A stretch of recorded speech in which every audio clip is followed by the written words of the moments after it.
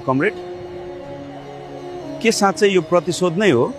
हो कमरेड, यो प्रतिशोध नै हो? प्रतिशोध होइन होला हो कमरेड?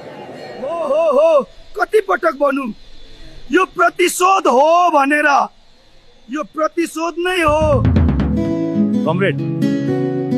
नरुनु न हौ। अनि के को प्रतिशोध लिँदैछन् यिनीहरूले हामीसँग?